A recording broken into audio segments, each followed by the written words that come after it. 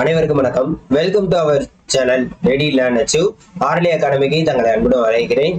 தமிழ்நாடு நகராட்சி மற்றும் குடிநீர் வழங்கல் துறையோட தேர்வு முடிவுகள் ஏன் தாமதமாகிறது, எப்போ வரும்? இந்த வீடியோ நிறைய பேருக்கு பிடிக்கலாம். இவருக்கு வேற வேலை இல்லை, எப்போ பார்த்தாலும் எதையாவது சொல்லிக்கிட்டு இருக்காரு அப்படி என்ன வேணாலும் நீங்க நினைச்சுக்கலாம். பட் நம்மளோட மாணவர்கள் நம்மளை நம்பி நிறைய பேர் சார் நீங்க சொன்னா கரெக்டா இருக்கும் அப்படின்ற ஒரு காரணத்துக்காண்டி கேட்கிறாங்க. அவங்களுக்காக தான் இந்த வீடியோ. பிடிச்சிருந்தா பாருங்க, பிடிக்கலன்னா தயவு செய்து வீடியோ ஸ்கிப் பண்ணிட்டு போய்கிட்டே இருக்கலாம். டோன்ட் வரி, சரிங்களா? அதனால இதெல்லாம் ஒரு வீடியோவா போடாதீங்க அப்படின்ற மாதிரி நிறைய பேர் சொல்லுவீங்க. பட் இந்த வீடியோ நிறைய பேருக்கு ஒரு தகவலை கொண்டு போய் சேர்க்கணும் அப்படின்றதுக்காண்டி தான். ஏன்னா எல்லாருக்கிட்டையும் போயிட்டு நம்ம போன் அடிச்சோ மெசேஜ் பண்ணியோ சொல்லிட்டு இருக்க முடியாது. எல்லாருக்கும் ரீச் ஆகணும் அப்படின்றதுக்காண்டி தான், அதாவது சொல்லணும் அப்படின்றதுக்காக தான், சரிங்களா? இதுல ஒரு எப்ப ரிசல்ட் வரும்? நம்ம ஆல்ரெடி பாத்தீங்கன்னா ஒரு வீடியோ போட்டிருந்தப்ப என்ன அப்படின்னு பாத்தீங்கன்னா அக்டோபர் அல்லது நவம்பர் அப்படின்றது இந்த எக்ஸாம் முடிஞ்ச உடனே நம்ம சொல்லியிருந்தோம்.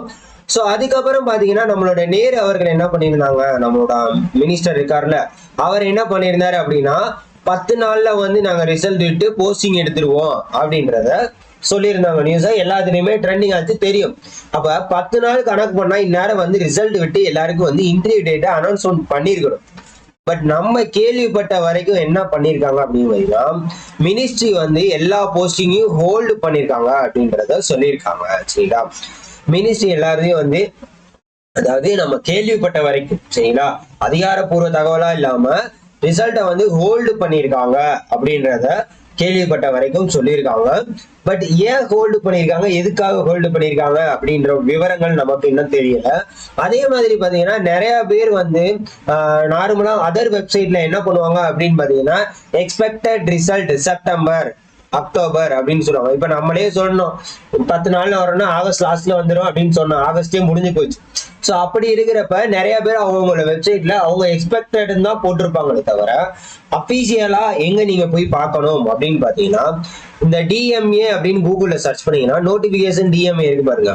இதுதான் தமிழ் முனிசிபல் அந்த நகராட்சியோட என்னது குடிநீர் வழங்கல் துறையோட அபிஷியல் வெப்சைட். அதுலதான் என்ன பண்ணிருக்காங்க, ரிவைஸ்டு எக்ஸாம் எல்லாமே இதுலதான் அப்டேட் பண்ணாங்க.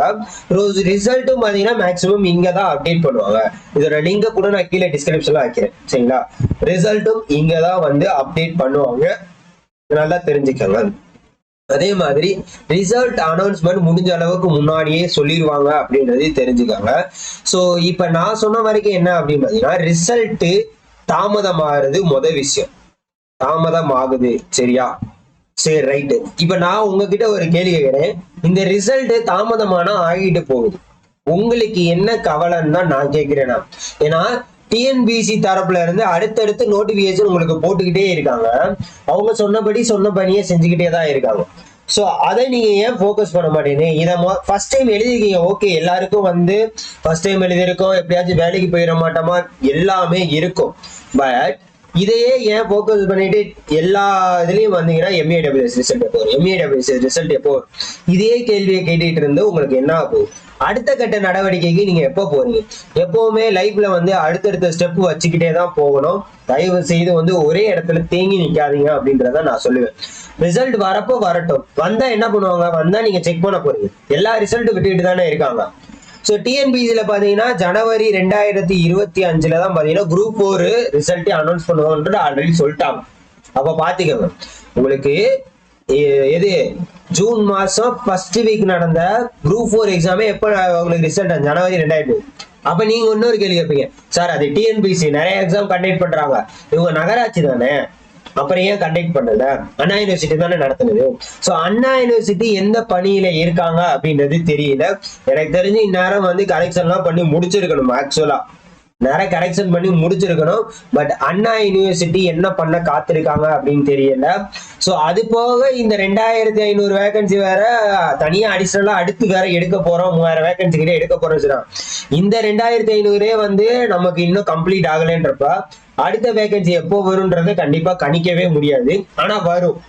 இதெல்லாம் முடிஞ்சு உங்களுக்கு ரிசல்ட் விட்டு இன்டர்வியூ முடிச்சு அதுக்கப்புறம் போஸ்டிங் போட்டு அதுக்கப்புறம் மிச்சம் இருக்கிறது தான் 2500 வேகன்சி வரப்போகுது.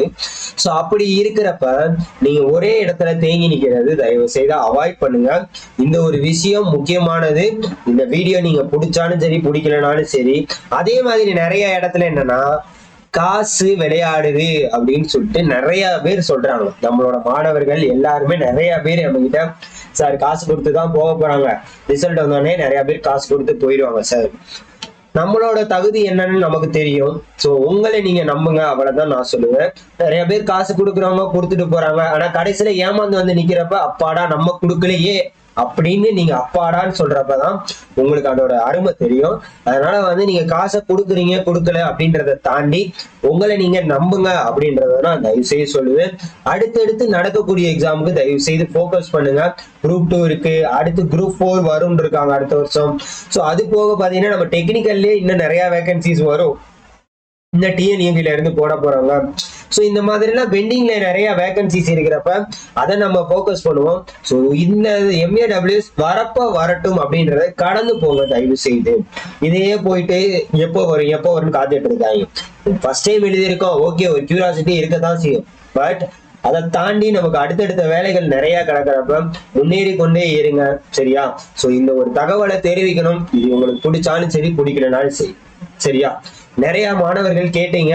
ஸோ அவங்களுக்கு உண்டான ஒரு எக்ஸ்பிளனேஷன் தான் கொடுத்துருக்கேன். ஸோ இது வந்து எப்போ ரிசல்ட் எதிர்பார்க்கலாம் அப்படின்னு பார்த்தீங்கன்னா, எனக்கு தெரிஞ்சு இவங்க ஹோல்டு பண்ணியிருக்காங்க அப்படின்னா எனக்கு செப்டம்பர் அக்டோபரே எனக்கு டவுட்டு தாங்க. கண்டிப்பா எனக்கு வந்து செப்டம்பர் அக்டோபருமே டவுட் தான். செப்டம்பரும் அக்டோபரும் டவுட்டு தான். மேபி நவம்பர் இல்லாட்டி குரூப் 4 மாதிரி வேணாங்கன்னா அடுத்த வருஷம் கூட ஆகலாம். ஸோ அதனால வந்து இப்ப நாளைக்கே வந்தாலும் வரலாம். இதெல்லாம் நம்ம ப்ரிடிக்ட் பண்ணவே முடியாது. ஸோ ஹோல்டு பண்ணியிருக்காங்க அப்படின்றத தெரிஞ்சுக்கிட்ட ஒருவர். அதனால தயவு செய்து அடுத்த கட்ட நடவடிக்கை என்ன அப்படின்றத தயவு செய்து பார்த்துக்கிட்டு படிக்க ஸ்டார்ட் பண்ணுங்க. உங்களோட டைமை வேஸ்ட் பண்ணாதீங்க. ஸோ இந்த ஒரு விஷயம் உங்களுக்கு பிடிச்சாலும் பிடிக்கலாலும் பார்த்துக்கோங்க. ஸோ தெரிஞ்சுக்கோங்க. Thank you so much.